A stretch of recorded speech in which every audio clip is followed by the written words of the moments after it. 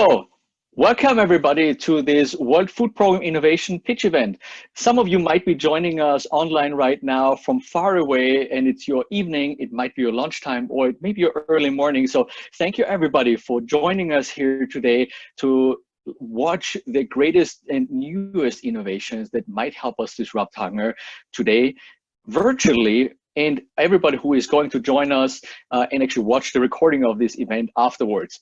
So my name is Bernard Kovac, and I'm the head of the World Food Program's Innovation Accelerator, and I have the pleasure to introduce you to this event today.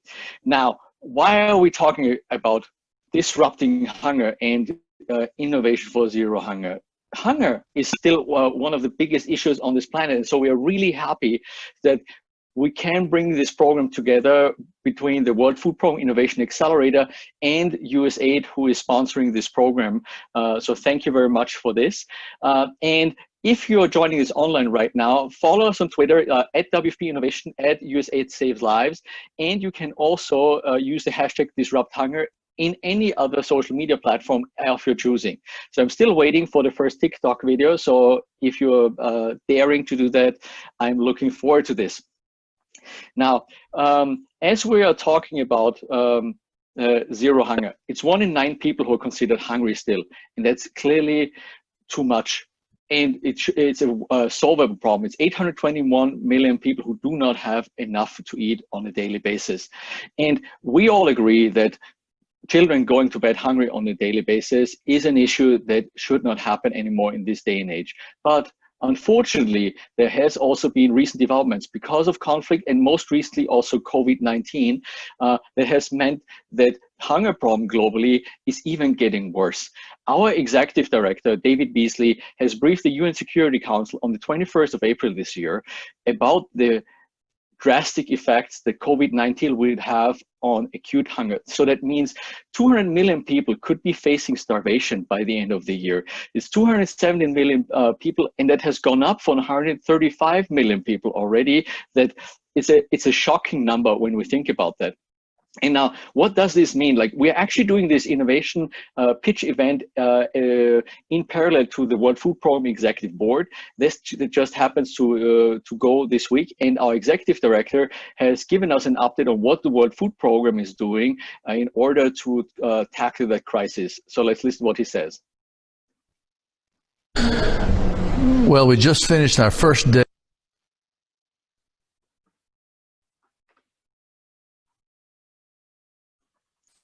Okay. Well, we just finished our first day of our first ever virtual multilingual executive board meeting, whereby we make decisions to impact over 100 million people. Last year we fed 100 million people, but this year, because of COVID, we need to step up to 140 million people.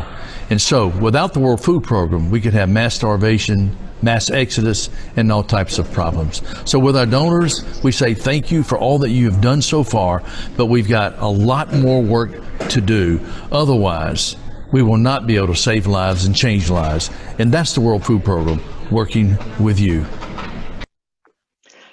And this is really also setting the scene for us. World Food Program, we're saving lives and changing lives. And you might ask, so what's the role of innovation in that? And it's clear innovation can help us to reach the goal quicker and faster. Just thinking about what could we possibly do is we could disrupt problems with truly new solutions. So it's not just doing proven and tested, but truly new ones. Secondly, we can test and adapt faster than with traditional models with the people that we serve. And lastly, we can even prove the value of solutions, and that enable the pathway to scale. So this is why innovation and the work that we're doing is so critical, and even more critical in the times that we live in right now. Now, we as World Food Program Innovation Accelerator have been set up to do this. We're almost turning 5 years, but that's gonna come in a month. And we couldn't do this without the great work of all our colleagues in the team of the World Food Program, everybody who applies, the innovators, and the sponsors and partners who are actually funding us. So USAID, who is funding the current program that we're showing you today, but we're grateful for multi-year partners, the German government, BMZ, the German Foreign Office, Bavaria, the Netherlands, and also Luxembourg. Without their help and without their support, we couldn't make the innovators ideas a reality to impact the people that we serve. Now, we as Accelerator started 5 years ago. We have 5 functions, and it's going through identifying innovation, sourcing them, then the program that we call Innovation Bootcamp that you see the highlights this week, now today, then followed up by the sprint program where we typically provide $100,000, up to $100,000 hands-on support and connections to our field offices, and our scale-up enablement program. And by now, we've also started running programs for other partners, such as the Bill and Melinda Gates Foundation on primary healthcare, UNFPA, or UNDSC. And this is the first virtual World Food Program Innovation Bootcamp, but we've also, there's already the third of a series of bootcamps that we're running this year. And what does it actually mean? Like, all of those innovations that we see here today, they have the potential and could be the next one that goes to scale. We've seen that by end of last year, the scaling innovations have already positively impacted the lives of 1.4 million people.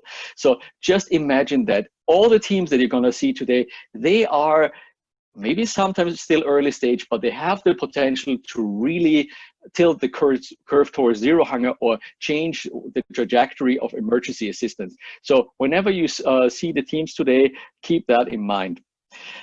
And with no further ado, then I can already switch to this program. So what you see in this bootcamp, we had received over 240 applications from 63 countries, and we selected the 9 best of them.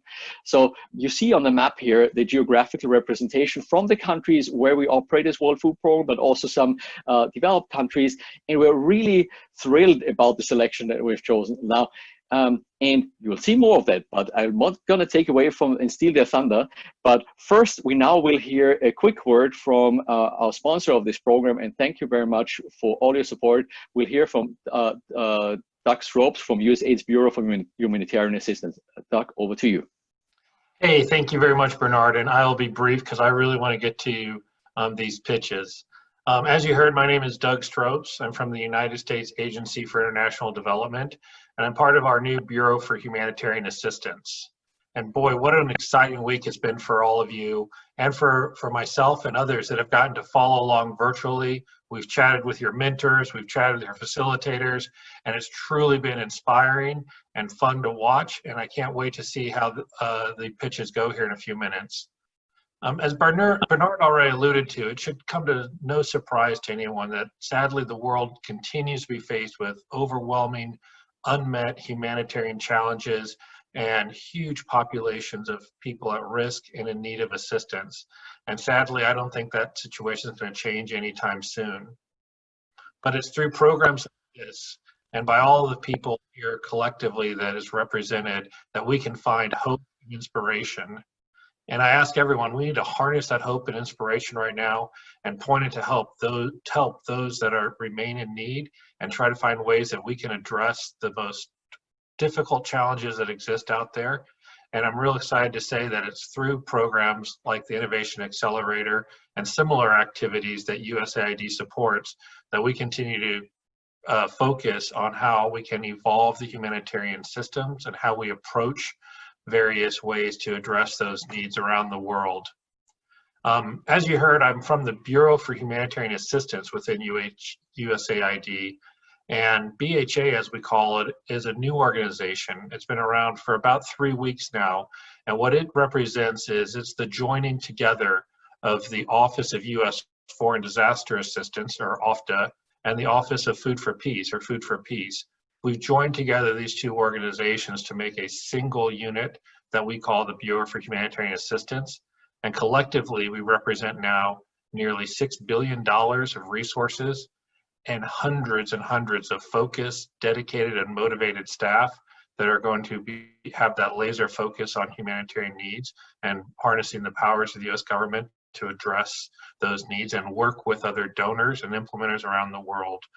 We're really excited, like I said, watch the pitches tonight and explore ways that we can continue to support the pitches as we've had conversations with the Innovation Accelerator on how we can look at funding sprint programs and taking that next step with many of the innovators on how we can take it beyond just the pitch tonight. So I'm really excited now to sit back and watch the pitches. For those of you that were on the call earlier last week when we started off, I asked the innovators to treat this week as if it was an orange and squeeze that orange and get every bit of juice you can out of it and really focus for the next 10 days. And I'm glad to see and hear that you've all done that. And now it's time to sit back, reflect, be proud of what you've accomplished, and enjoy that glass of orange juice that's come together metaphorically. So thank you again, Bernard, to all the innovators, the facilitators, and everyone that's been helping throughout the week. And best of luck as this continues to move forward. Thank you very much, Doug, and thank you also again for the generous support of USAID for the program and for WFP overall. Now, it's my pleasure to hand over the microphone to Nicola Holton and Joanna Purcell, who are going to guide you through the rest of this journey today, and we will hear from them how the rest of the session is going to run. Thank you very much. Excellent. Thank you, Bernard. And thank you, Doug. I assure you these teams have squeezed those oranges. You wouldn't believe it. There isn't a drop left, and the orange juice is very, very sweet, metaphorically. So thanks so much, both of you. As Bernard said, my name is Nick. I work at the Innovation Accelerator. I'm dialing in from sunny Munich, and I have the pleasure of being your MC today. I'd also like to introduce my colleague, who you can see on the screen just there, Joanna, who is going to be taking the audience questions and feeding them to the teams after each pitch. The 9 amazing teams you will see now have been through an intense boot camp. It was full of learning, full of challenges, and full of human connection, despite being a virtual boot camp. And these teams are now dialing in from all over the world: Nepal, Kenya, Rwanda, Australia, Egypt, Rome, and the US. I've just seen that our audience has just hit 250 people watching this pitch event. And you're also dialing in from all over, so thank you so much. So here's how it works. Click. Here we go. So what to expect? We're going to, in the first half, do 4 pitches. Then we're going to have a 10-minute fireside chat with some distinguished guests. And then we're going to finish off with the final 5 pitches in the second half. The pitches have to be 3 minutes and no more, so it's quick fire, and then we'll have 2 minutes of questions and answers. So at the bottom of your screen, you should see a little Q&A icon. If you've got questions for the team, please pop them in there, and then Joanna, whose face has just popped up there, is going to moderate the questions and read them to the teams for them to answer. Okay, so without further ado, let's get started. First of the 4 teams in this half is Last Mile Ecosystem, and we have the wonderful Hajra here to present her pitch to you. Take it away, Hajra.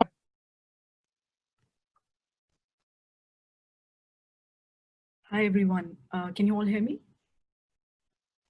Yes, we can. Perfect. Good afternoon everyone, Masah al Khair from Cairo. This is Hajra, and I'm very excited to share the Last Mile Ecosystem project with all of you. I'll start my story with Ethiopia. I'll start my story with Ethiopia. I remember meeting a 15-year-old girl named Minalu in Fezzal village. And sitting on a wooden bench outside her small farm, she explains how she helps her father, Haptamu, a smallholder farmer, as a farmhand. Minalu did not go to school because her father couldn't afford it. Instead, she helped her father grow vegetables, which they frequently sold at a lower price. Minalu also spoke about her friends who go to nearby schools and get school meals every day from the vegetables that she and her father grows. I can never forget the longing and pride in her eyes. There are about 260 million Minalus in the world right now who don't go to school. About 76 million of her friends who go to school hungry, and about 450 million Haptamus, smallholder farmers which face challenges that disrupt their livelihoods every day. These figures speak volume. These are not just numbers, these are human lives. And COVID-19 has increased hunger among the poor, and yet smallholder farmers have enough to eradicate this, but they lack support and infrastructure to get the food to the places that need it the most. Our team has a solution which can replicate globally. Local food delivery for local children. We're doing this through public and private partnerships. The last mile ecosystem is a digital ecosystem connecting smallholder farmers and school kitchens through a network of drivers or transporters. How do I explain this idea in one word which speaks to each 250 of you who are present in the room? Uber Eats, but it's healthy. We are taking what is already available, but we're taking it to the last mile. Our project will ensure that fresh food travels less. Our business model is designed to increase economic prosperity for every actor in this chain. Our model ensures that every actor gets a fair price, so it becomes a sustainable enterprise benefiting each actor economically and socially. What is our ask? The World Food Programme's new school feeding strategy aims to hand over school meals to over 20 countries to hand it over to the governments by 2030. That's about 29 million children in nine years. And in order to reach this target in a sustainable way, we need to give power in the hands of the government now. And this is a call for action and partnerships to invest in a digital solution that is transferable to the host government. A solution which is co-created with the governments, which gives income generation opportunities to smallholder farmers, drivers, and provide children with healthy, nutritious, hot meals at scale. We are seeking partnerships with private sector and entrepreneurs, startups, and many of the WFP experts present in the room. We are seeking initial $100,000 funding and investment for user research, prototyping, and field testing. And we want to do that in Tunisia, where WFP program is already giving technical support to the government, and school meals are already run by the government. And the last mile ecosystem is a fantastic interdisciplinary team of dreamers, doers, risk takers, implementers, and scalers. We have a diverse experience, and we believe we can, and we believe that we must create an ecosystem that proves that we have the ability to transform lives of millions of Minalus and Haptamus together at scale to the last mile. Thank you. Amazing. Well done, Hajra. Thank you so much. I love that. I even wrote it down. It's Uber Eats, but healthy for the families that need it. I love it. Thank you. Joanna, do you have any questions from the audience for Hajra? Yeah, I do. Hajra, they're slowly coming in. Well, actually, there's a few coming in. So just to the audience, please upvote so that we can get the most popular questions. But Hajra, I'm just going to shoot ahead with the first one that popped up. But firstly, Masa al-Noor in Cairo, to you, Hajra. And the first question we got was, who would be the long-term customer of the system? Over to you. Sure, thank you for this great question. The long-term customers, I've already spoken about the 4 key stakeholders in this chain. These are the smallholder farmers, these are the, this is the government, and it's the transporters and the school kitchen. And each actor benefits from the system in a way that the government purchases food from the smallholder farmers, government hires transporters who takes the weight and delivers the food to the kitchen from the smallholder farmers, and the kitchen produces and gives it to the field. So it's an interconnected, and that's why we've called it an ecosystem. Okay, Hajra, we have time for one more question if you're up for it. Okay, by the way, you're getting feedback like, great job, this sounds terrific. An audience member has written, I'm curious who pays for the service for the drivers, the farmers, the government? How does the platform sustain itself? Great, thanks for this question. This is our business model is of a social enterprise where we're doing public and private partnerships.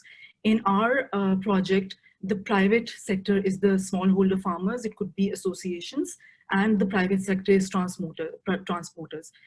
Like I said before, in this model, government purchases from the smallholder farmers and they benefit from it economically. They hire small transporters and they benefit from this economically as well. So I think that's why we strongly believe that this partnership works, because government as a public platform, school kitchens as a public platform, how they're merging with both private sectors and how this beautifully all comes together. Thank you so much, Hajra. I think that's the questions for right now. Over to you, Nick. Thank you so much. We'll wrap it up there. Thank you, Hajra, for answering those questions and for your wonderful pitch. Next up, as you can see, we have Bernard from eShop. He's dialing in from Kenya. Bernard, over to you. Thank you very much. Hi, I'm Bernard Omondi, and I'm here to present you eShop, an e-commerce application developed by WFP Somalia.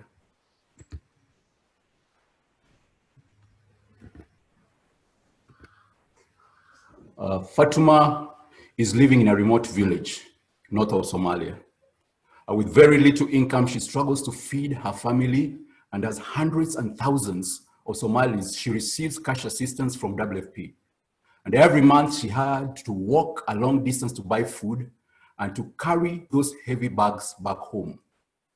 While at the shop, Fatuma had a limited choice of items, inability to compare prices, and obtain quantity discount for her purchases.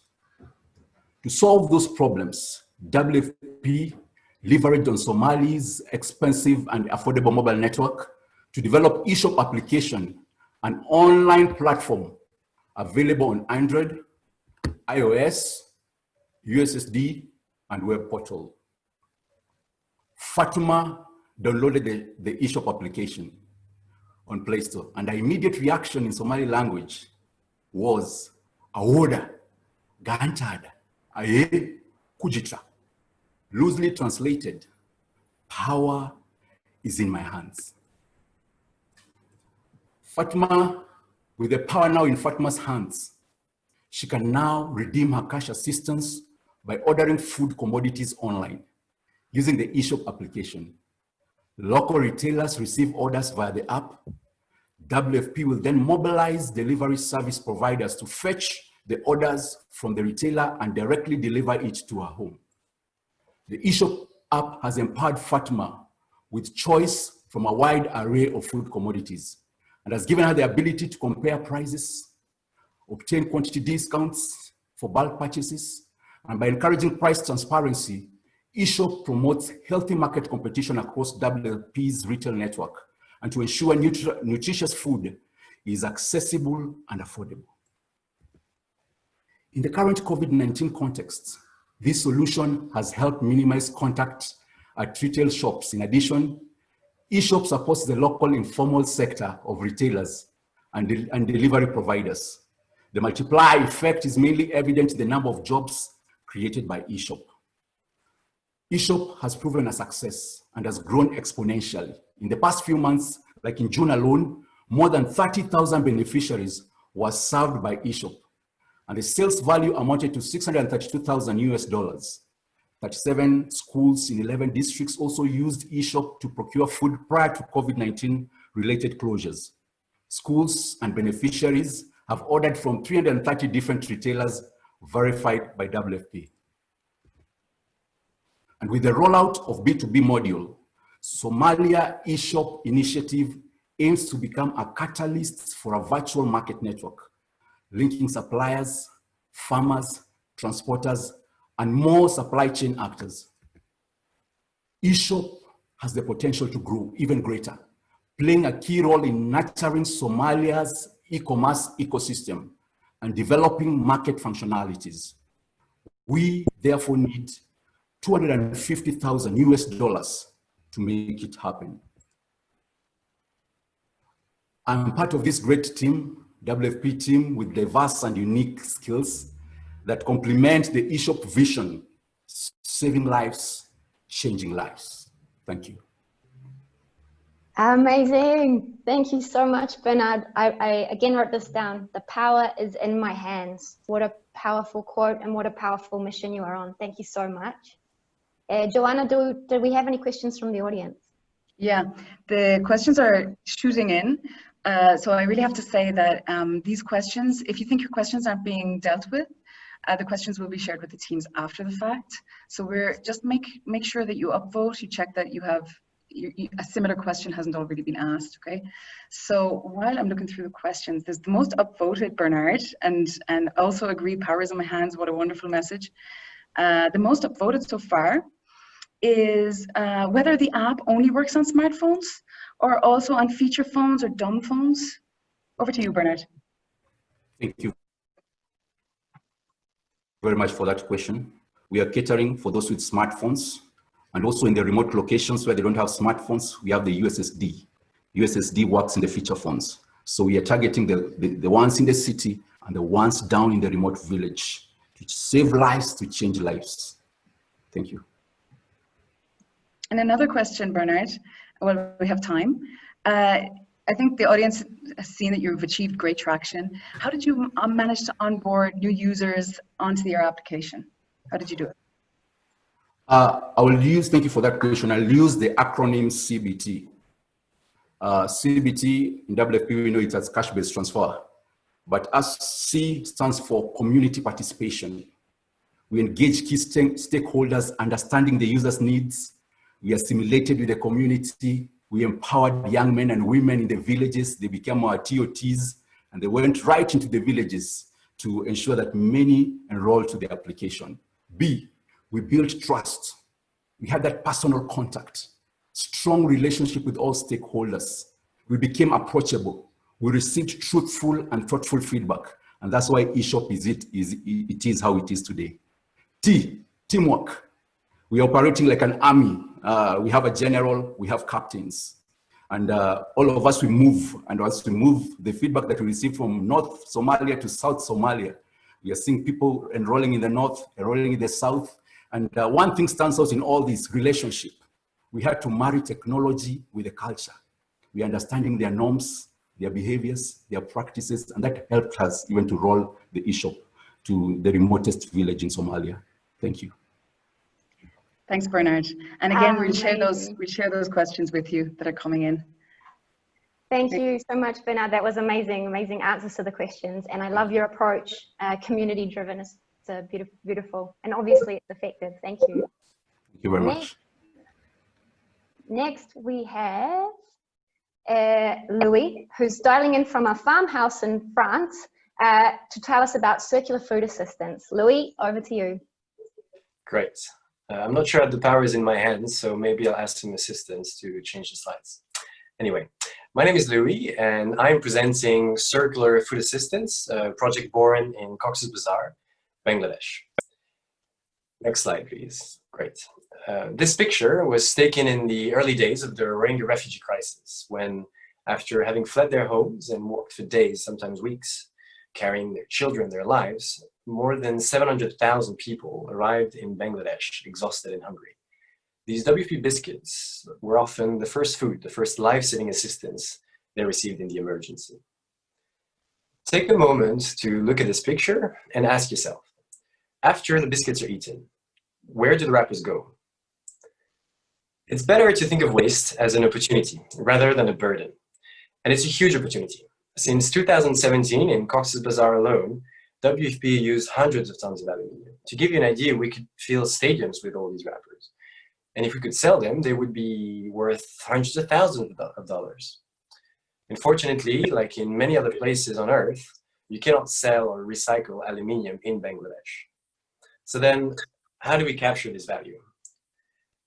Circular food assistance starts by organizing the collection of used packaging from food distribution points. The cardboard and the plastic bottles are sold to host community scrap dealers. This generates an income which is reinvested in the project. The aluminium, however, stays in an upcycling facility we built in the camps. It is pressed with a simple machine, then sewed up to become a flat sheet, like a foil, and that's your product.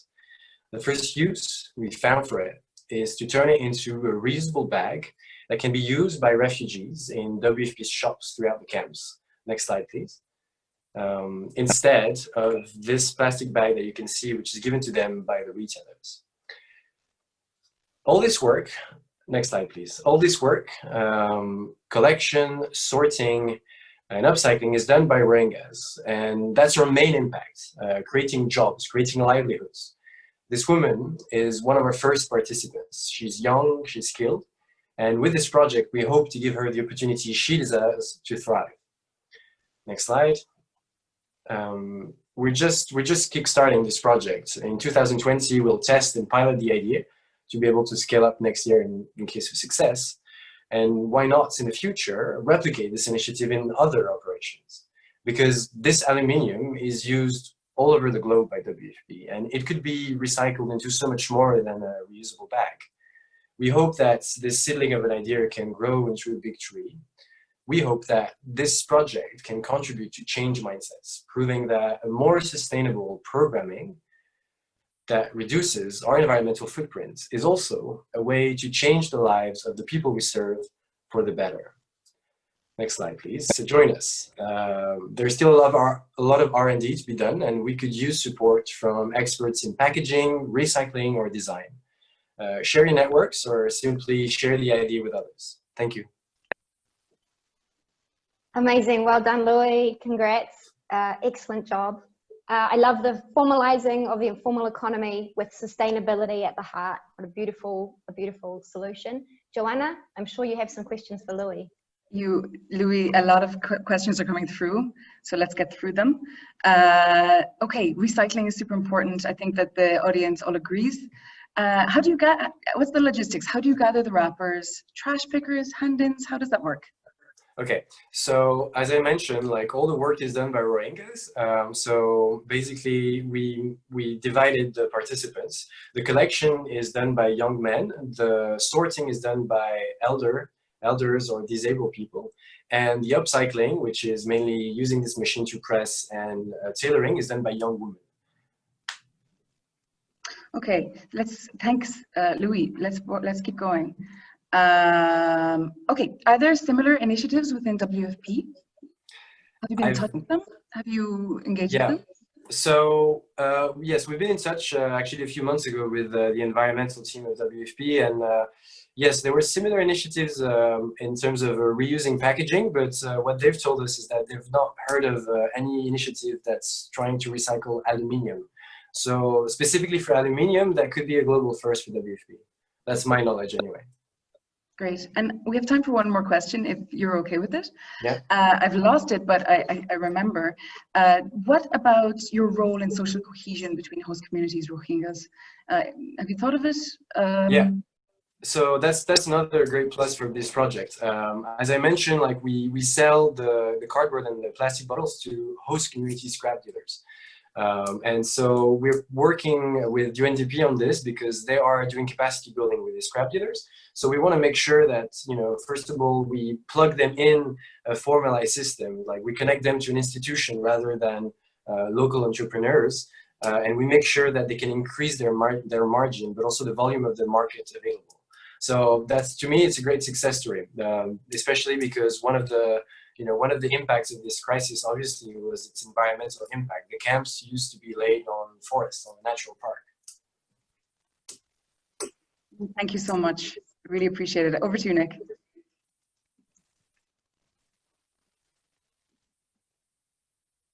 Whoopsie, muted. We'll move on now to our next speaker, and this is the fourth pitch and the final pitch before the fireside chat. So we're going to hear from Daniel from Team Cockpit, and he is dialing in from New York City. Over to you, Daniel. Thank you, Nick.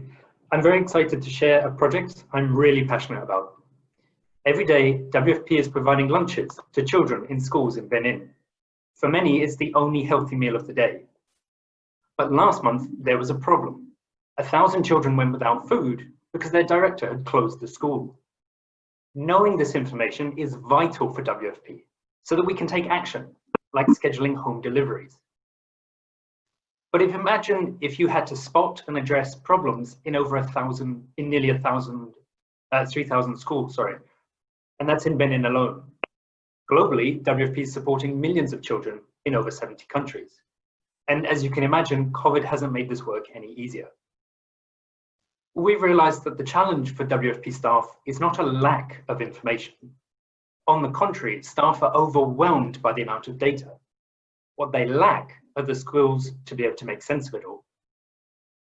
So meet Wilfred, our solution champion in Benin. We've helped him put in place a system that unlocks the potential of his data. How? Well, we didn't build a new product or a new app.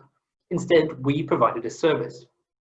We taught Wilfred how to use Tableau, a software for advanced analytics. But we do more than deliver customized trainings. We can provide you guidance on how to make the most of your data, and we mentor staff so they continue to build their skills. As a result, Wilfred and his team can now easily monitor trends, spot problems like school closures, and they can better predict when schools next need their deliveries. Now, I'm part of a fantastic team, and we believe we're the right people to deliver this service. We have experience in program design, monitoring and evaluation, data visualization, and training staff.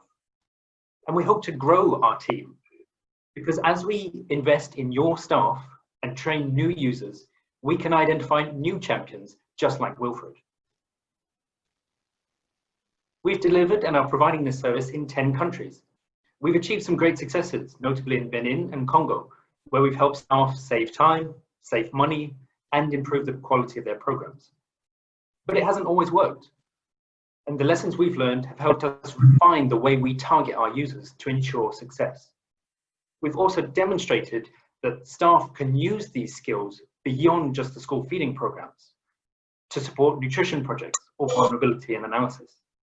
So what's next? Well, we're going to continue in Southern Africa and extend our service in West Africa, but we'd like to hear from you. Specifically, if there are WFP directors out there who would like to empower your staff, get in touch, let's collaborate. We'd also like to work with mentors who have experience persuading teams to change the way they work using data-driven solutions. And we'd like to partner with technical experts who can help us ensure that our training materials strike the right balance between customization and scalability. Together, we can empower your staff, unlock our data, and better serve millions of children around the world. Thank you. Amazing. Well done, Daniel. Thank you so much. I wrote down, I love that you said more than just a group of data nerds. Very powerful team, the Cockpit team. Thank you. Joanna, I'm sure there's some questions. Yeah, Daniel, the questions are coming in, and thanks for your presentation. A bit of praise here, great track record. Is there applicability beyond the school feeding program? Yes, very much so. And I have firsthand experience of this in Congo. So I was working on monitoring and evaluation, and I used these skills both for the school feeding program, but also to deal with all the other data challenges we faced in our monitoring team, like analyzing survey data from thousands of households. Essentially, the benefits are we can save a lot of time and produce results within hours rather than weeks. We can save money because you don't have to outsource this analytical work. And we can improve the quality of the reports, which often when WFP outsources it, we're paying for products that we aren't fully satisfied with. And we have time for one more question. Have you engaged private companies on food supply or food safety standards? At this stage of our project, no, but I know that WFP around the world is working with different partners to implement school feeding programs. And WFP's projects will vary from country to country. In some cases, WFP is in the lead. In other cases, it's supporting government in a secondary role. But in all contexts, our approach can help the teams make the most of whatever data is being generated. That's great. Thank you so much, Daniel. Thank you. Really great. Over to you, Nick. Wonderful. Thank you so much. Okay, everyone in the audience, we have seen four amazing pitches, and there are 5 to go. But first, we're going to have a fireside chat with some distinguished guests. I'll hand over to Bernard, who is going to host this fireside chat for us. Let me just... Yeah, thank you so much, Nick. And that was such an inspiring journey that we actually just witnessed with the 4 amazing teams that we just heard from. So there will be an opportunity to get in touch further towards the end of this, so stay tuned. I also want to acknowledge all our supporters and partners who are watching this live now or are watching the recording of this. We couldn't really work without you. And what we want to do in this fireside chat is talking a little bit about the secret superpower that we have as an innovation accelerator. Sometimes people say, well, you're in Munich in Germany, that's your global accelerator, and that's great. But the secret superpower is the World Food Program and our colleagues in the field who are actually serving the people directly. So I wanted to introduce on the next slide Like our distinguished guests, Mutinta Chimuka, the country director from World Food Program Djibouti, Angela Wine, head of innovation from WFP South Sudan, and Dominic Heinrich, the global director for innovation and knowledge management in headquarters. And so please join me on our virtual fireside chat here today. And like, we want to keep this a fireside chat, and we want to keep it agile. So it's 10 minutes maximum. And really, I want to kick this off with Mutinta. I'm asking you, like, because you're on the, first of all, in a leadership position in the field. You've been seeing the impact of COVID-19 firsthand. Like, how have you had to adapt and modernize your program to deal with this in the Djibouti context? Thank you, Bernard, and good afternoon to everybody who's online. It's really a great opportunity for me to be at this virtual fireside chat. I was joking before, I think a couple of days ago with Dominique, that I actually don't need a fireside chat because it's super hot in Djibouti. I actually need an AC chat. It's like over 40 degrees here. So in addition to COVID, we're coping with a lot of heat and other climatic challenges. So as Bernard said, definitely, you know, the action and where the heart of WFP, where we're actually touching the beneficiaries, is the field. And here I am in Djibouti, and I can tell you a little bit about what we've been doing in Djibouti since the onset of COVID. But before I go into that, I just wanted to set the scene just a little bit and tell you about Djibouti and what makes it a little bit different from maybe some of the other countries that we hear about a lot in WFP. First of all, it's a very small country, highly urbanized. More than 80% of the population live in cities. Very high unemployment rate. Unfortunately, even though the transport sector is growing, so we talk about 50% unemployment, and those many people unemployed, and those who are employed in the informal sector. And we're talking about people who are earning US dollars 2 to 3 a day, if they're lucky, some of them, which is more. Is less than what people spend on a coffee in Starbucks. And 90% of the food we consume here in Djibouti is imported. So that's just a bit of the onset, the setting. So basically, this is the challenge that we're facing with lots of food insecurity as well. But when COVID struck, the most, and the confinement was put in place, the lockdown, the people who are most affected are the urban population who couldn't go to work, those informal people in the informal sector. They don't have savings, they're living hand to mouth, and they don't know how to get their next meal unless they support from partners, including WFP and of course the government. So fortunately for WFP, with a long history in Djibouti and a very, very strong relationship with the Ministry of Social Protection, we already have an urban cash program, which is a safety net program using Scope as the platform.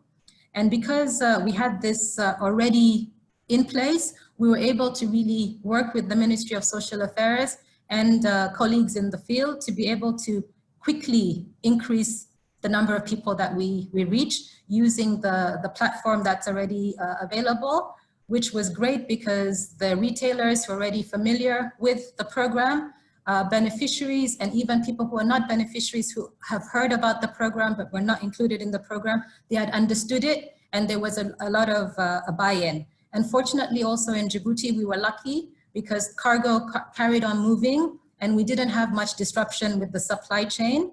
And so the beneficiaries were able to carry on receiving food, buying food rather, from the retailers. The only real challenge that we had was with some perishable items that are coming mainly from Ethiopia, where the prices were not very stable, but they seem to have, they were fluctuating, but now they seem to have been, stabilized.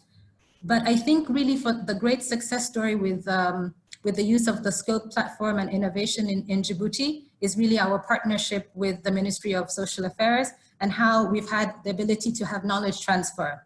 So we've been working with the government for a while, and then we've had to scale up because of the COVID. And it means now that the government is able to use the Scope platform and the work that we've been doing to tweak it to their national safety net program and their national strategy. And it's really something that we're really very proud of in WFP, because it's not only talking, but actually seeing action and things changing, because that's why we're here to support the governments of of the countries that we're based in. And I think really in Djibouti, the government and together with other partners has really expanded further. And actually we're talking about not just Djiboutians, but even refugees who are part of the national safety net programs. And then they're able better to track what's happening with the populations. Another area that has been very interesting to monitor during this COVID period is the supply chain and the corridor. As you know, Djibouti is a port city. We sit supporting the Horn of Africa as well as Yemen. And there we have actually seen a continuation of the traffic, and even at sometimes I would even say an augmentation, because our colleagues in other countries such as Ethiopia continue to have high needs, and therefore it's important that we keep the corridor moving and there hasn't been any disruption. And the good thing is that this corridor is also a lifeline, bringing in revenue, but also creating employment. And that's really important to make sure that we continue people having their livelihoods and being able to achieve their basic needs, as well as, importantly, from the WFP side, food security. And Mutita, like just to complement quickly on this, again, I think this is really important that you're mentioning this. Is like on the area of partnerships, right? Where I think like when we're talking about modernization, that's really something where I think that can exemplify also the value that, you know, the World Food Program on the ground can have for the people that we're serving.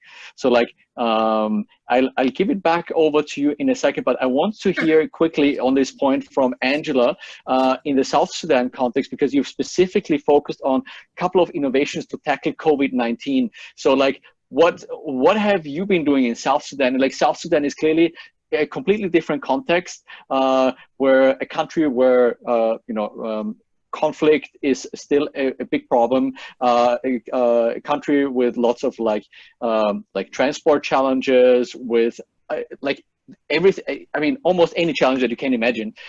So Angela, what has been going on in terms of innovation in South Sudan? How have you been coping with this? Hi, Bernhard. Yes, thank you for inviting us, and thank you for doing that introduction, because it's true. When you think about context, I was listening to Muntinta and just wishing we had any of those circumstances here. Just for everyone listening, so we are in South Sudan. First of all, it's a landlocked country. Out of the 12 million people, South Sudanese total population, the WFP here serves over 50% of that number, because we are looking at 6.5 million, 6.8, and we're expecting for that number to increase by 1.6 million in urban areas now due to COVID-19. These are the numbers of people who live on food or nutrition insecurity. So basically, Bernhard, you were mentioning the number of like 1 out of 9 or 10 people that go to bed hungry. Here, we're talking about 6 to 7, right? And expecting it to increase. And just looking at a very different set of challenges. And in terms of COVID, I really like this question because it speaks of two things in terms of innovation. One, to me, it speaks of what is at the core of WFP and what we do. I've seen it in different places that we do have innovation in our day, and beyond backline, you see it too when you see situations like what's that question and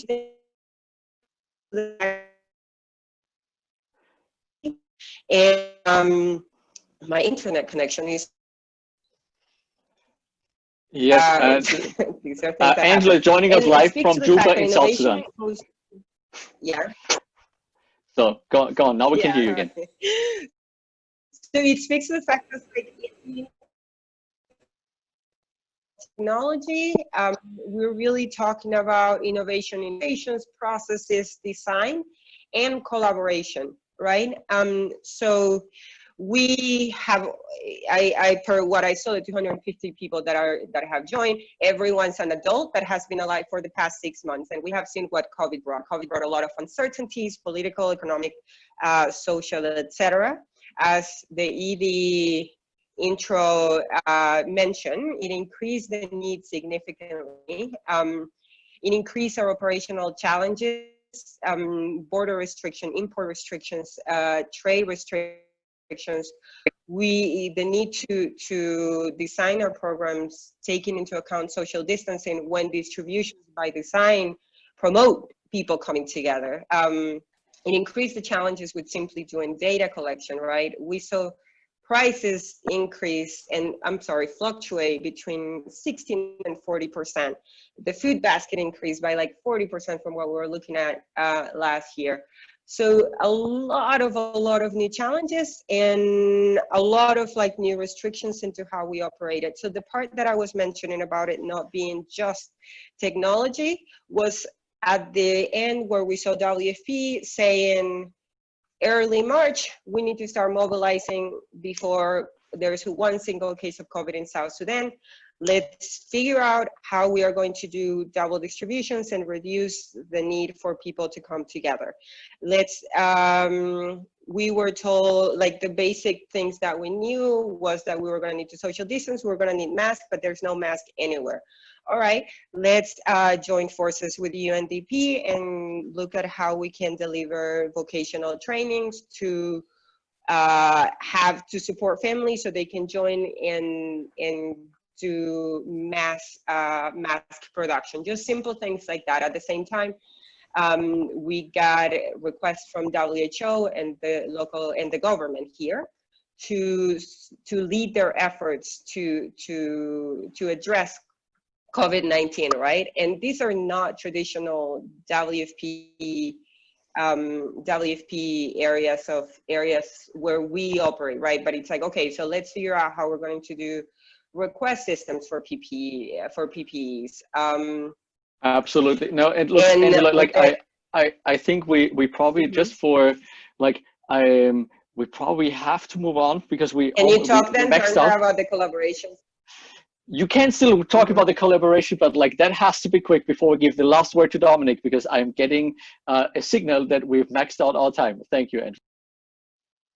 Well, because the last one is actually my ask for this, because one of the things that we're seeing and the part where we actually need the most help is the things that we can do here, right? Like the operationalizations of our needs we can do. How might we scale up things that are heavy tech in a country where we have very single digits of mobile and internet penetration are things that we need additional support with, right? And it is like what we've done with UNDP, like what we did with Gates, and maybe you talk about it at some different points with the COVID-19 solution fast track. That's really what's bringing up the additional solutions that we can use.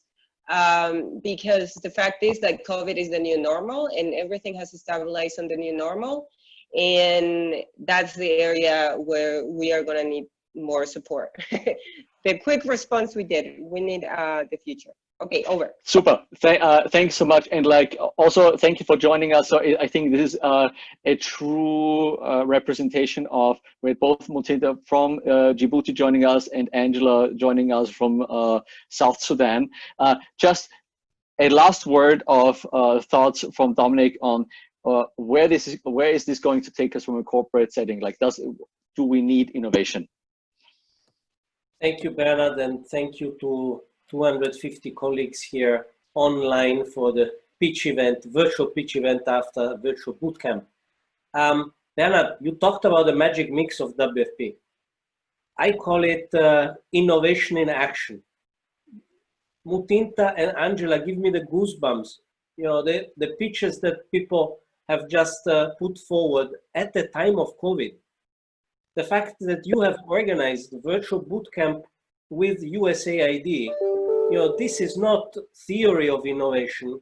This is not something that is nice to have. That's central to what the planet needs right now. You know, a crisis of COVID dimensions addressed with innovation and with that spirit. So I thank USAID for having invested in this, and I thank all the people who have contributed to this. Over and ad majora. Thank you, Dominic. Thank you, Mutinta and Angela, also again for joining us for this fireside chat. There's lots of more pitches to come, and I'll hand back over to Nick. Thank you very much. Thank you. You're welcome. So much. Thank you. Thank you for coming. Thanks. Okay, perfect. Well, team, we have had the fireside chat, and we have 5 teams to go. But before we do that, we'd love to share with you a video. It's a quick video that wraps up what was Bootcamp Week and the experience of all the teams, and we're really proud to show it to you now. So we'll put it up for you.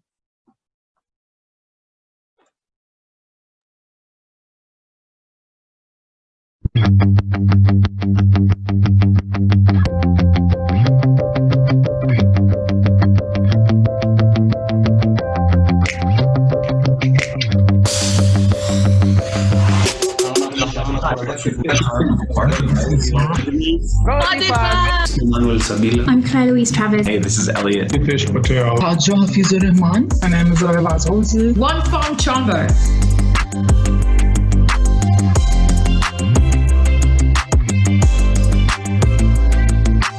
We need to go through these solution spaces, problem spaces, with the customer at the heart over and over and over again. What's quite useful is to have a bit of a map. Virtual reality, I've taken it from the screen and I've projected it onto here. It is probably the only slide that you really have to remember. It will help you guide you through any hard decision-making problems you encounter. However, an innovation is solving a problem in a way that can be replicable and scalable at practical costs. The Spring program is a 6-month program where you hit the ground and you'll start implementing your solution.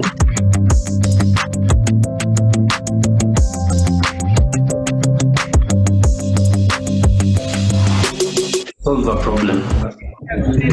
Despite the uncertain world we are living in. This week's innovation program was fast-paced and insightful, and we learned that there's a lot of new opportunities for us to make impact. Focusing on solving a problem rather than thinking of the solution. How we need to put in the center the user and kill our assumption.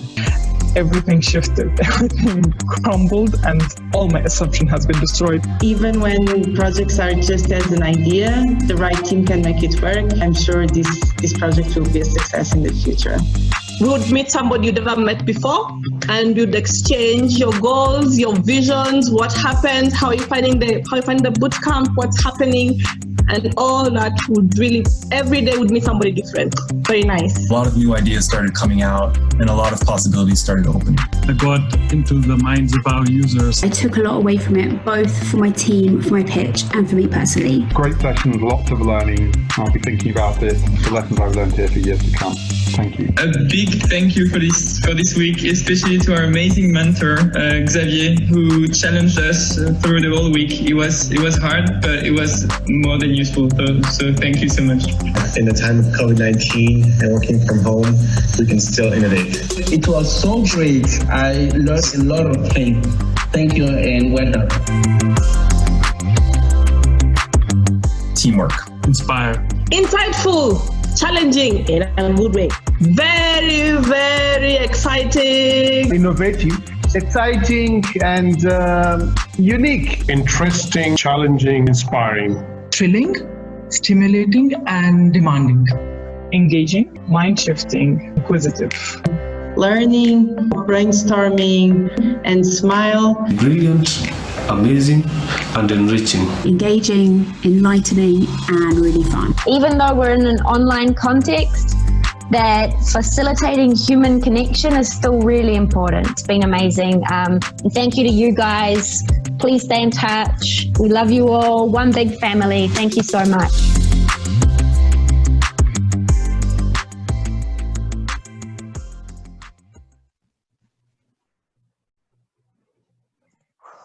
Amazing, right? Very intense week. Lifelong friendships formed for sure, and we really pushed the innovation forward, challenging the teams. So what a week. Next up, we have just 5 more teams to go, starting with One Farm Chombo. So we have the lovely Naomi here from Johannesburg.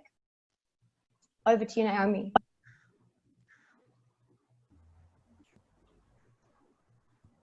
Hi, I'm Naomi, and I'll be sharing the One Farm Chombo story with you all. The image that you see on your screen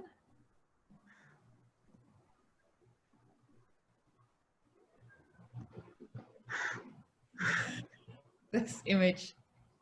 There we go.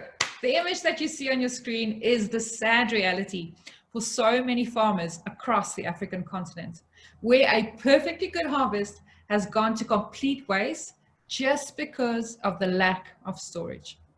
In Tanzania, overall post-harvest losses are allocated between 30 to 40%.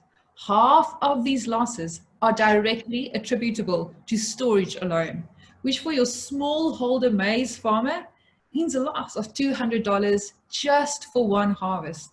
Not only do these farmers lose out on post-harvest losses, but they are also forced to sell at lower prices when the demand is high, as opposed to holding on to their harvest and rather selling during the lean season.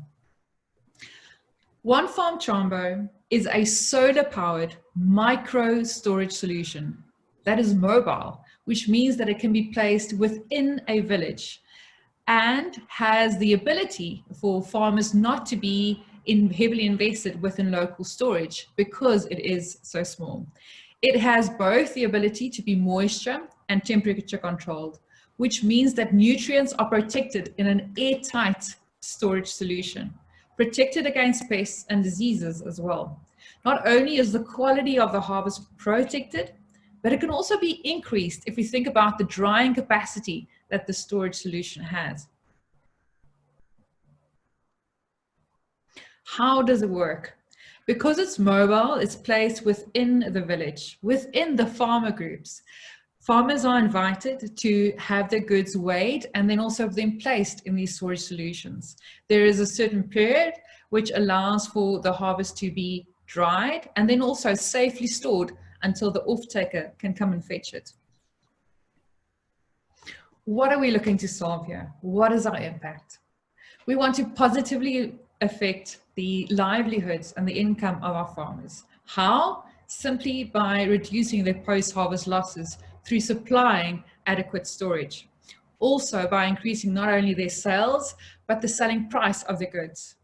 We have learned how important it is to fight for zero hunger, and key to that is improved food security due to the access, availability, the consistency of the food by protecting the nutrients, and also the ability to utilize this food. We want to potentially also create jobs by training people to not only be technically able to fix these storage solutions, but also in the local resources required for the manufacture thereof. We want to solve for both our farmer groups as well as our aggregators. Our aggregators and our off-takers are key to understanding our buyer market. They are looking to reduce side selling. They want improved storage. And supply certainty, and they want somebody to help them coordinate the logistics, which is something that One Farm Chombo can help them with. Our team is made up out of Africans looking to solve African problems. We are passionate about the work that we do, and it is literally Francis's brainchild around the technical elements of our solution. Our current traction has been quite significant. Not only have we used farmers to help us develop our solution, but we have 5 units ready to be used in a pilot phase. What are we looking at?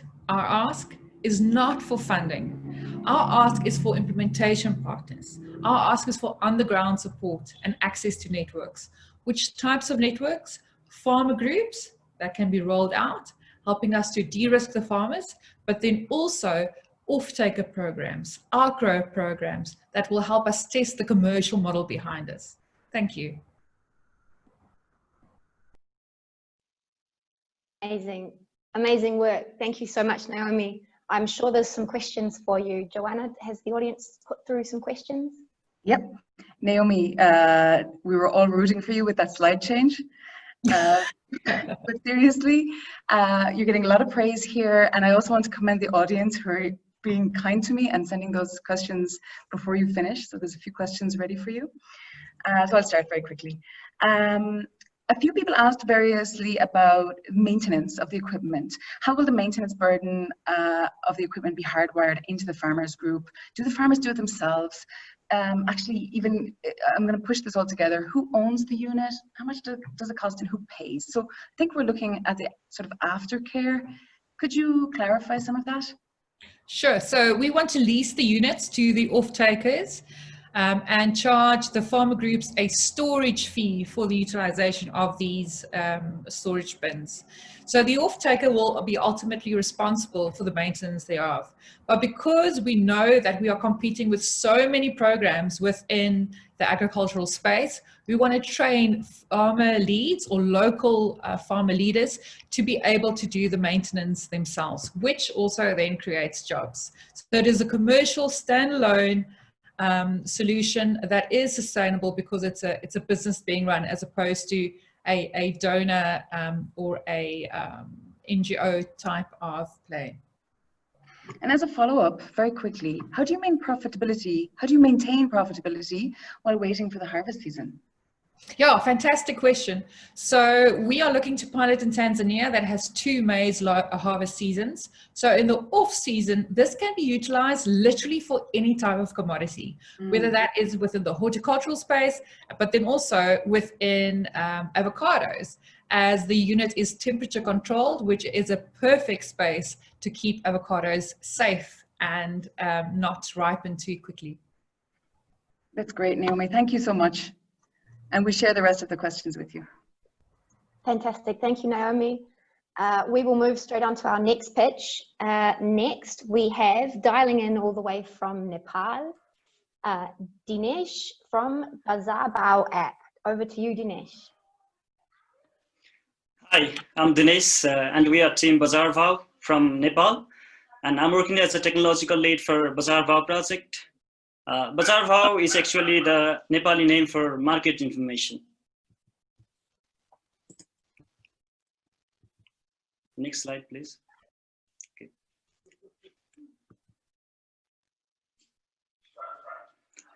Nepal is a disaster-prone country. Disasters like flood and earthquake are quite frequent in Nepal, in a country with 4.6 million food insecure people. And adding on that, limitations due to geographical inaccessibility of the country makes it really difficult to get the ground information. And the traditional surveys that we have been using have a significant time disadvantage, and they can take up to 6 weeks to arrive.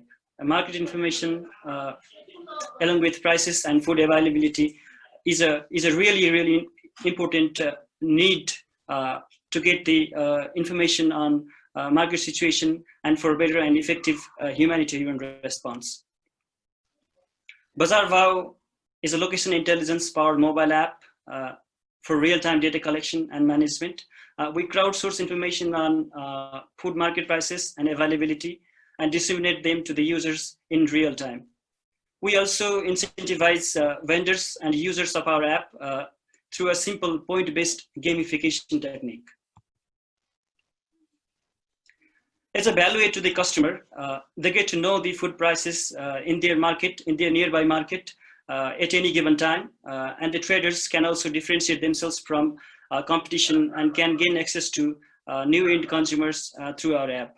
And once we get both customers and traders into our platform, then there's a chance that we can push the micro survey to better understand the real ground scenario of the market in real time. So our vision is to create a robust platform for information collection and dissemination.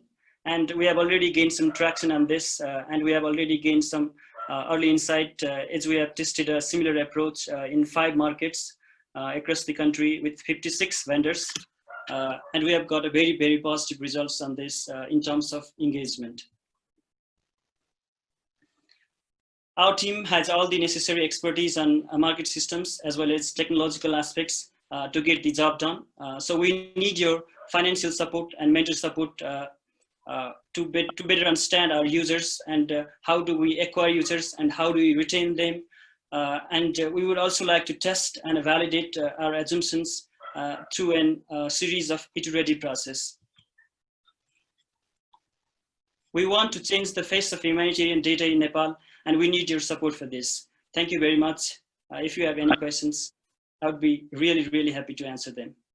Thank you. Thank you so much, Dinesh. Well done. Fantastic pitch. I love this, changing the face of humanitarian data. Well done. Joanna, I'm sure you have some questions. Hi, Dinesh. Yeah, we do. Hi. Thanks very much for your pitch. The first question that came up was, how would you incentivize vendors to input information into your app? Yeah, that's a really, really important question, and we have put a lot of thoughts on this. So we have come up with the system that provides some points to the vendors. Is the input the information regarding food prices and availability in their market, and once they reach a certain threshold, like the 200 points or 100 points, then we incentivize with them with certain airtime results that could be really, really helpful for them. Great. And I just want to let you know, Dinesh, as well, that we've got some offers of mentorship coming through already, so we'll pass those on to you. Oh, that would be really, really helpful. Yeah. Wonderful. And so we have one more small question. What about those in the context of low connectivity? Can you speak to that? Yeah, actually, Nepal has a 63% broadband connection, and currently we are only working for the smartphones. We have not worked with the phones that are not smart. So we are exploring the opportunity that we could make the use of those phones in the remote areas. People mainly use the phones that are not smart, and we are really trying to communicate with them through the text messages or some sort of SMS related things. Great, thank you, Dinesh. So to Dinesh and the Bazarbao team and audience members who've offered mentorship support, we'll make sure to make that connection, so not to worry. Thank you, Dinesh. Over to you, Nick. Thank you, Dinesh. Let's move on to our next pitch. We have now dialing in from Rwanda, the wonderful Bruce from DFAST. Take it away, Bruce. Thank you. Hi, everyone. My name is Bruce Omunda from DFAST team.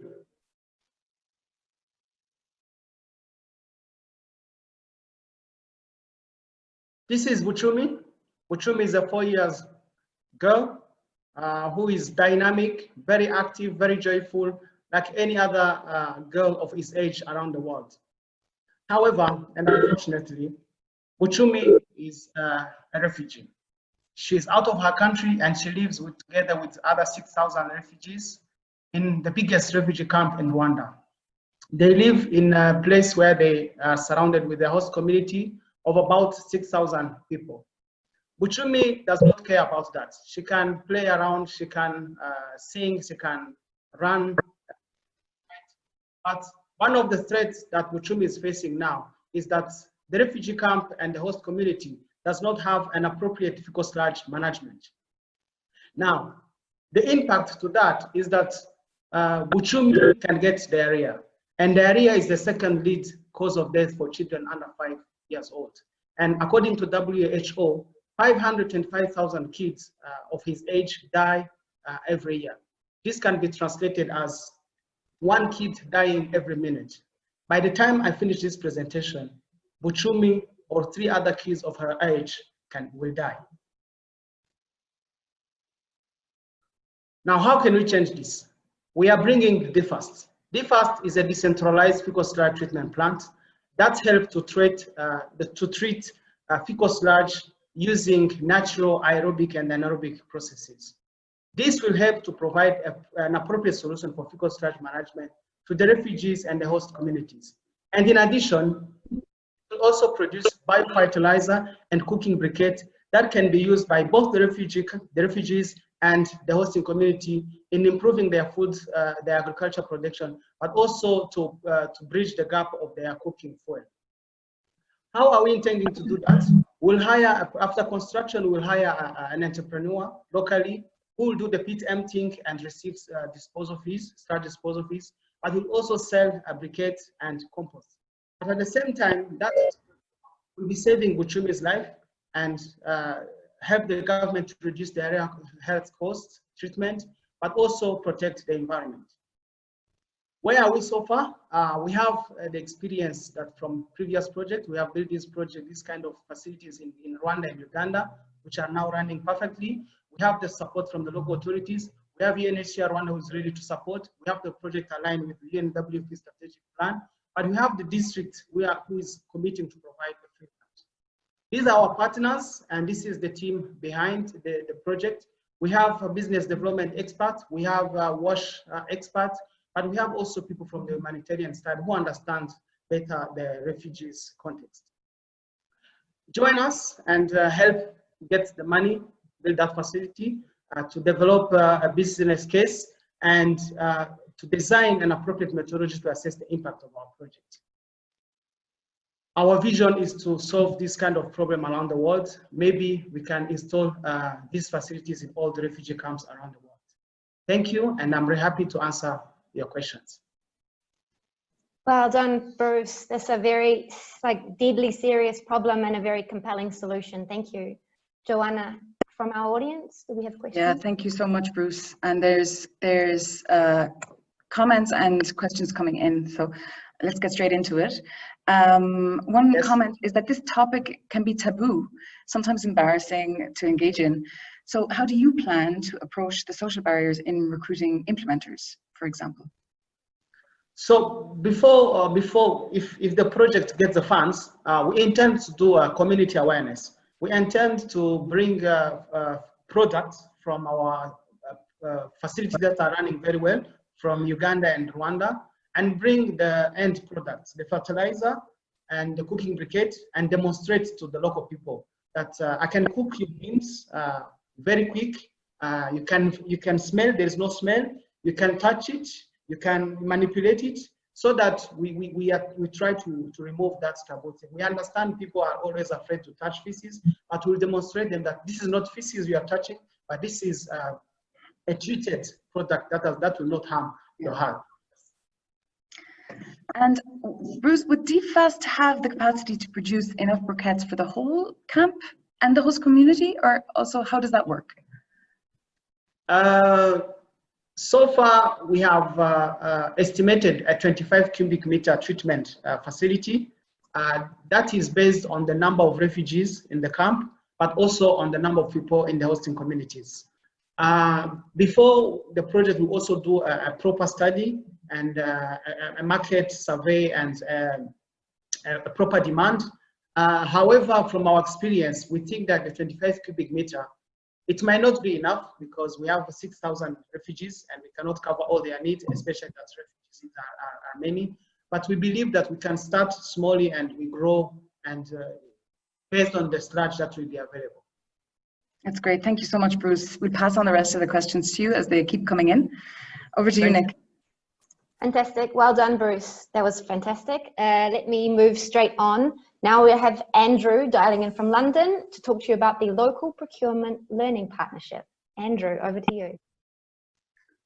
Thank you very much, and thank you to WFP and USAID for this opportunity. It's actually really good to see so many Field Ready supporters joining us today.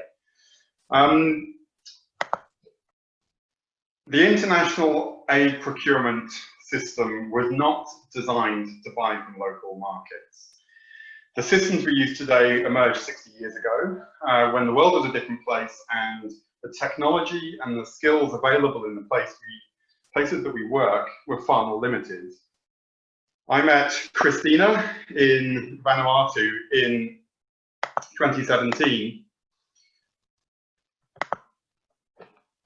And, you know, she was actually really angry at the aid sector, and it made me angry too. When Tropical Cyclone Pam hit Vanuatu, Christina's soap making factory was affected, but Christina didn't actually lose her business until the aid sector arrived. Her market dried up as thousands of free bars of soap were distributed. Vanuatu was left more vulnerable to future crises because the country lost a local soap factory and the jobs associated with it. The aid sector has already learned lessons about the effects of food on local farmers and local markets, and so we locally procure food or use cash programming. We now buy local food, so why don't we yet use local non-food? The barrier is not the lack of technological capabilities in many of the places that we work.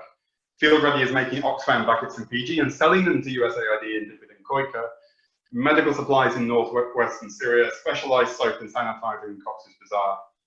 And yes, we are supporting factory owners in Vanuatu. Several aid agencies are beginning to make aid supplies in the field themselves, and not least in response to the COVID-19 pandemic, as we've heard. The barrier now is procurement. So today, I am very excited to announce the results of our work last week with UNHRD on this bootcamp. We are launching the Local Procurement Learning Partnership. I'm asking you to sign up at that web address. The partnership is inspired by the Cash Learning Partnership and the Farm to Market Alliance, and we need your participation to make it a success. Please go to our website and express your interest. I'm delighted to say that the Humanitarian Logistics Association has already agreed to be part of it. We'll share the knowledge and expertise that we all have on local procurement, map suppliers and develop financial products to enable local manufacturers to become aid sector suppliers. Because local supply doesn't incur the huge costs of international supply chains, the result of our efforts will be that for many standard aid items, aid is cheaper, faster, and better. We can change aid procurement to reflect the new capabilities of the countries that we work in, and we can help people like Christina in Vanuatu. Thank you very much for listening, and please do get in touch.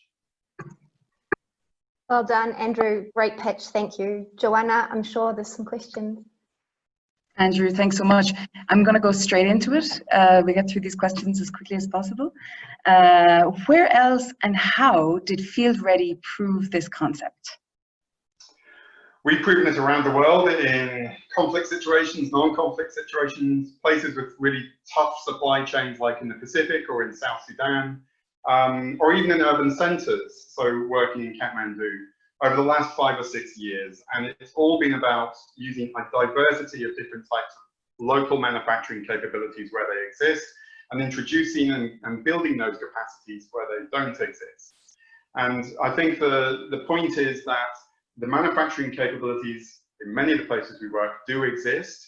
It really is that interface with the aid sector that Field Ready is now providing in many places, but it's not going to scale if it's only us that does it. We need a partnership so that we can all do it in the aid sector. Yeah, thanks, Andrew. Sounds great. I just want to pass on some compliments you're getting as well. You're getting suggestions for companies to partner with, as well as feedback that your presentation was brilliant. So just for you to take that away. We'll send you the rest of the answers, the questions indeed. But thanks very much, Andrew. Over to you, Nick. Thank you. Well done, Andrew. Right, next up, this is the very last pitch of our pitch event. We have the wonderful Alfred from Amara Tech. When was the last time you worked with your hand? Manual hard work is really tough. I know this from my personal experience. I was raised with my grandmom in the village in southern part of Tanzania, and we had 3 hectares of farm. As a kid, I used to help her in planting and cultivation while I wasn't at school. One of the hardest parts in farming was threshing crops. Threshing is a physical separation of the grain from the rest of the crops. In Tanzania, there are 6 million smallholder farmers, and 97% of them are still farming by using a traditional work. Farmers in the rural area, they normally use stick for hitting their crops until it's fall off. That work is very tough. It takes them up to 3 hours only for threshing a single bag of maize. In Maratech, we made the product that turns those 3 hours of hard work into 2 minutes. We have designed our first product. It's called multi-crop thresher. It's 75 times faster than a traditional method. It's simple. You just pour crops in and you correct at the bottom green crops. It's modular, that it does so many staple crops. It's portable. You can carry it on the back of the motorcycle, which is very important to our customers in rural areas who buys the machine and use it as a business service by carrying it around, threshing crops from different neighbors, and enabled them to earn up to $10. On the picture, that is my brother Jose. He was one of our first customers, and he has earned more than 2,000 USD through operating the machine, which is very huge income. Our business model is, our production is done locally, and we sell our product to the farmers through our agent channel and partners. Imaratech is a youth-led business with a vision of bringing prosperity, resilience, and sustainability to every farm in Africa. We are seeking to impact 17 million smallholder farmers in Tanzania and neighboring countries. Not on the huge impact that we are making, but also we have a huge potential market of selling our products outside, which make our company more sustainable. So far for this year, through the sales that we have made, we believe that we have reached more than 3,000 smallholder farmers, and at the end of next year, we want to reach over 32,000 smallholder farmers. In order to get there, we need your support. We are looking for partners who will help us to distribute our product to the ground, as well as funding resources that will help our business to scale. Our team here, I am Alfred Chengula, and I have other 2 great co-founders with very nice background in mechanical engineering from the best university in the world. Thank you so much. Fantastic. So now we're going to move from Alfred to his colleague Elliot, CEO and co-founder of Imaratech.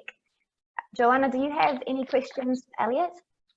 Yeah, I'm going to ask the audience, just keep bringing in your, sending in your questions. But I'm going to ask this one in the meantime. Elliot, hi. Hi. So we got a question here. I love that Imaratech opens up job opportunities beyond selling directly to the farm. Is there any support to help the service providers with the initial investments in the machine, generating income generating assets, that kind of thing? Yeah, great question. So we realized that the $700 price point of our machine could be a barrier to certain customers to purchasing. Actually, one of the things that we've been doing this past month, working with the World Food Program Innovation team and country team, has been around exploring different financing models and how can we innovate a way that people can purchase the machine at a low upfront cost and then use the profits and the income that they earn from the machine to pay it back. So that is a work in progress right now to explore that. Okay, and then we've got one more question coming in, if you'll permit me. Sure. You said, so Alfred said that 75 times faster than the traditional methods, which our audience thinks is amazing. Is this, they're asking whether this is the main value add, or are there others? So I think that for our customer is the machine operator. The value proposition that we offer them is not buy this machine and it'll save you time and labor. The value proposition that we offer them is this is going to be your new income generating seasonal business. And our whole product is designed around that, around the fact that it's multi-crop, so there's multiple times to earn income, that it's portable so they can really get to as many different farms as possible. For the end user, the smallholder farmer, it is a huge time and labor saving value proposition. And we've found that people are very willing to pay for it because of how difficult this task is. And what they do at the time is, keep shops open, work on their farm, spend it with their family, numerous things. Okay, thanks, Elliot, and to Alfred as well. One tiny thing that the audience is asking for a reminder is, can you repeat the ask? Yeah, so what we're looking for at the moment is really partners and support to help us grow. So we're basically, we have a team of 10 and we are pretty much at full capacity every day, spending all of our time on this. And we are making traction, but it's really only with support that we can grow further. So that could come in the form of working with partners who want to run programs with us to get these products to their farmer networks. We can partner together to design, empowerment and technology transfer programs together. And the other way, of course, is financial support. Next year, we're looking to do a seed round, and we're very interested to talk with people who would be interested to support on that. Thanks so much, Elliot, and Alfred as well. Thanks to you both. Thank you both. And as expected, that was our final of the 9 pitches. But don't go just yet. I've got a few things to share. So I'm sure a lot of you are wondering how on earth you can get in touch with the teams and how you can support and how you can be involved. Right after the Zoom call, you will automatically be sent a link to a Google form. And in that form, you can get in touch with the team. So just here on this slide is a reminder of each of the presenters you saw and the name of the teams, so you know who you're wanting to get in touch with.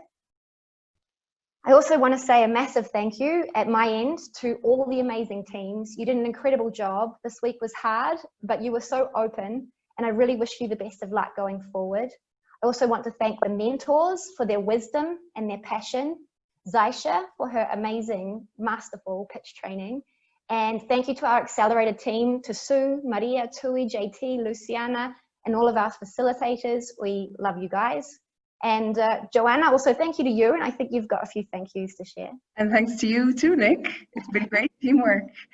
Yeah, just to say thank you to also our donors for today, for the partnership of USAID, the Bureau for Humanitarian Assistance, really going on this journey with us, but also to the government of Germany, Luxembourg, the Netherlands, Belgium, BASF Stiftung, and all of our donors and partners who make this work a success. To our WFP colleagues as well, without whom we wouldn't be here. So thanks to you all.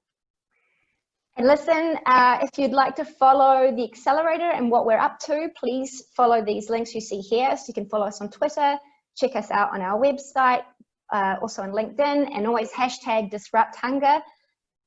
Thank you all so much for coming. We've loved having you. I hope you've enjoyed this pitch event, and we look forward to seeing you next time. Thanks so much. Thanks a million. Thank you.